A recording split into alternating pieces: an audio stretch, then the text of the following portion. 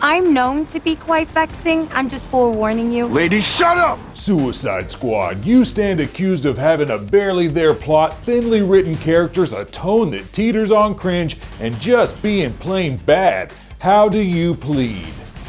Your Honor, it's complicated, but... Own that. Not guilty.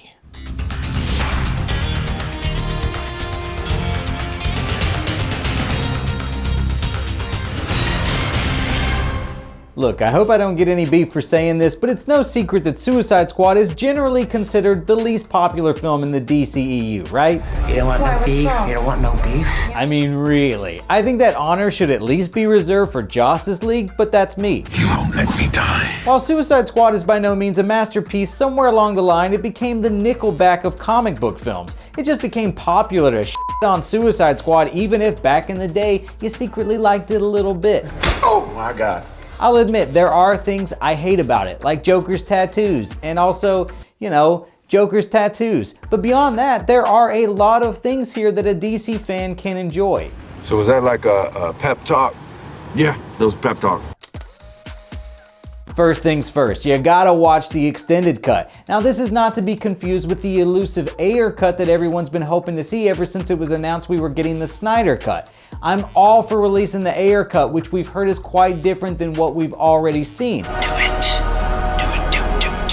But the extended cut does come in with 13 additional minutes to help flesh out some of the characters, namely Harley Quinn and Joker, who benefit from the extra scenes that were left out of the theatrical version. Hi, boys. Harley Quinn. Without question, the highlight of the film for me comes by way of the character introductions narrated by Amanda Waller. They serve as little short stories, and watching these this time around made me realize how much I'd love to see a DC anthology film with various live-action shorts, similar to what we've seen them do in animation with DC Showcase. If you weren't so crazy, I'd think you were insane. We see a scene where Batman captures Deadshot right in front of his daughter, the Flash comes face to face with Captain Boomerang, and even a brief car chase between the Dark Knight and Joker, which is, at least until the Snyder Cut of Justice League, the only encounter between Batman and Joker we've ever gotten in the DCEU, which is really kind of sad when you think about it. You left me in a black hole of rage and confusion.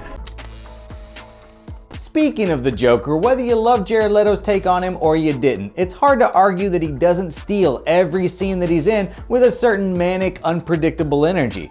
Now, there are scenes where Joker doesn't work for me personally. How could a doctor fall in love with someone who smiles like this? Or why does Joker's laugh have the same cadence as Penguin's laugh from the 1960s?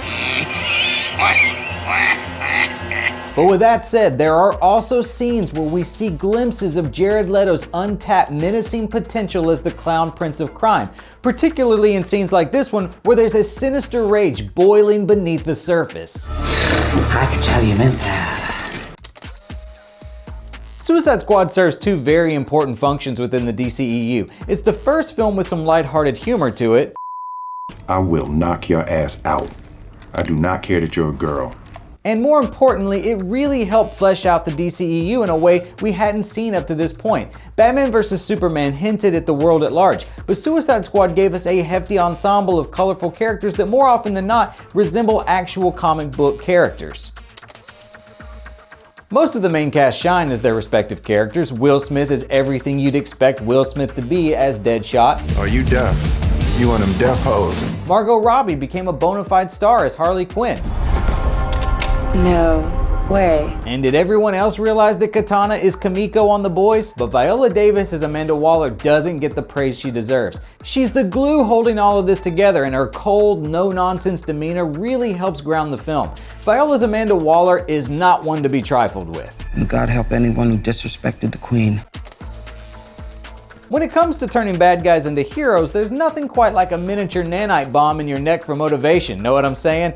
Sounds familiar. Sure, Suicide Squad shamelessly rips off the John Carpenter classic Escape from New York, but as far as borrowing plots go, you could do much worse than stealing from Snake Plissken. On a personal note, I will fight anyone who says that Captain Boomerang isn't the best part of this movie. Welcome to the party, Captain Boomerang. So go give Suicide Squad another shot and get back to me. Tweet me at Chris Killian or follow me on Instagram at CKComedy and tell me if your feelings have changed at all. And if after all this time you're still watching, thanks for watching. If you like seeing me defend stuff, click subscribe and turn on notifications. Better yet, check out some of our other videos. If you're still watching this, give the video a thumbs up for support. It would really make me feel good about myself.